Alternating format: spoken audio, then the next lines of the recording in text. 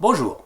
Lorsque l'on pense aux secteurs qui ont été fortement frappés par la crise sanitaire, on pense au secteur des services, restaurants, hôtels ou bien avions, aéronautiques, mais aussi au secteur du luxe qui avait déjà été mis à mal par la baisse de la croissance chinoise. Je vous rappelle que le marché chinois est le premier marché du luxe au monde, qui avait mis à mal par le problème de la croissance chinoise, les tensions commerciales sino-américaines et les protestations à Hong Kong. Alors, globalement, le luxe a-t-il vraiment souffert en bourse de la crise du coronavirus où en sont les valorisations de ce secteur? Que peut-on espérer pour le futur?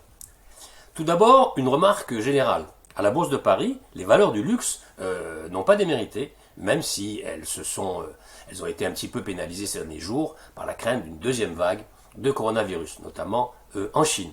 Parmi les entreprises qui ont bien résisté, eh bien, on retrouve les très grandes valeurs du luxe. L'Oréal gagne 5% depuis le 1er janvier, LVMH ne perd que 8%, Kering 12%, et Hermès gagne même 13% quand le CAC perd 17% depuis le début de l'année.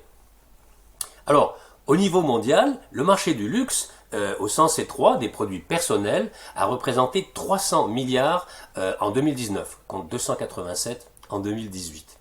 Mais, avec une croissance de 4% à taux de change constant, le marché du luxe, dans son intégralité, incluant les produits personnels et les expériences du luxe, c'est-à-dire les voitures de luxe, les jets et les yachts, l'art, les hôtels haut de gamme, les vins prestigieux, etc., ça représente 1300 milliards d'euros au niveau mondial. 1300 milliards d'euros. Le début de l'année 2020 avait commencé sur les chapeaux de roue d'ailleurs, si l'on en croit les commentaires des marques phares de ce secteur. Voilà ce que nous dit Mirabeau dans une étude sur le luxe publiée début juin.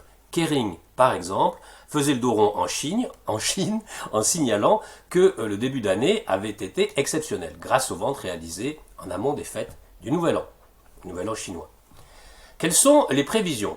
Dans un rapport récent, Bain et compagnie, qui est un spécialiste, attend une baisse de 25 à 30% du marché du luxe pour le premier trimestre 2020.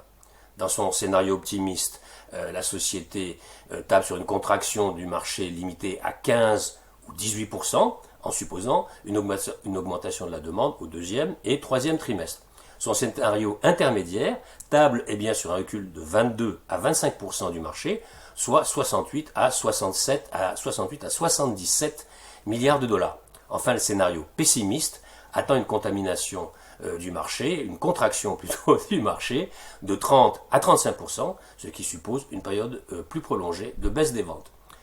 Les résultats du premier trimestre de quelques acteurs majeurs du secteur du luxe donnent un aperçu de la manière dont l'industrie au sens large a répondu au défi du coronavirus. Note GAM Investment, dans une récente étude sectorielle sur le luxe.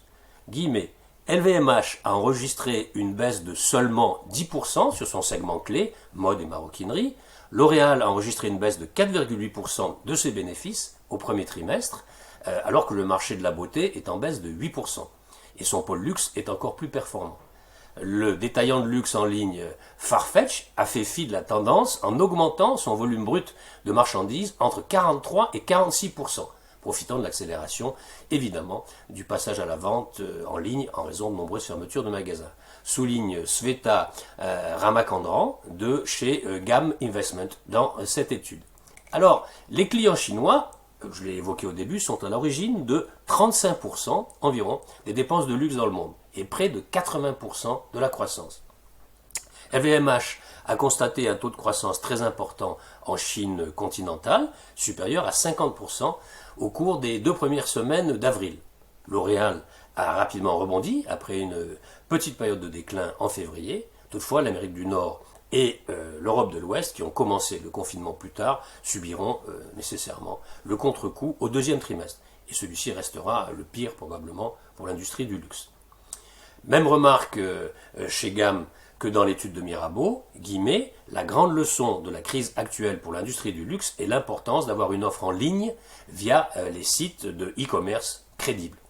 L'Oréal a vu, dans un contexte de fermeture de 100% des magasins en Chine, 67% de croissance de son activité, l'activité en ligne, plus 67% chez L'Oréal. Certaines petites marques qui n'ont pas investi dans le commerce en ligne et qui n'ont pas les moyens de le faire aujourd'hui, eh bien, pourraient se retrouver très bientôt, en revanche, dans des circonstances difficiles, souligne Mirabeau dans cette étude.